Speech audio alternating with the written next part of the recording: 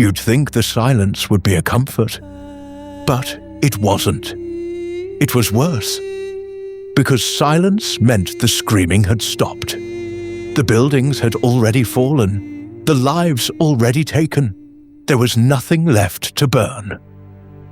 I walked through towns I once knew, streets I used to pass without thinking, now empty, windows shattered like glass bones, shops still stocked, untouched, like the world had simply stepped out. The Martians didn't chase us. They didn't need to. We weren't prey, not really. We were just beneath them, like ants or weeds. And still, I kept searching for her, not because I thought I'd find her, but because I didn't know what else to do. Every mile I walked, I passed more ruins, more bodies, more silence, and still they marched. I found him in a church, huddled among the pews. His face was pale, drawn, like he'd seen things I could never understand. He didn't speak for a long time.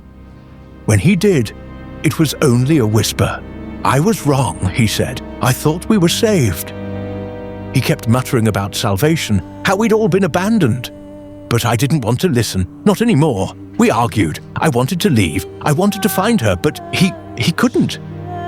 The sky outside began to darken, but we stayed. Both of us stuck, frozen in a world that no longer made sense. That night, the air turned thick, heavy, with something I couldn't name. A strange color crept across the sky. Not grey, not red, something else. The curate said it was judgment, that the end had come. But I don't think the end ever truly comes, and it just changes into something we don't recognize. That night, I didn't sleep.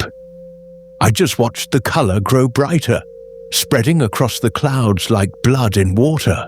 By morning, the land had changed again. Something new was spreading, climbing through the ruins, creeping down walls, curling around bodies. The Martians hadn't just brought machines, they'd brought life, their own life, and it was winning. I stepped over roots that pulsed like veins, saw flowers bloom in the color of fresh blood. Everything it touched, it choked. Even the rivers ran red. And then silence again. Not peace, something worse.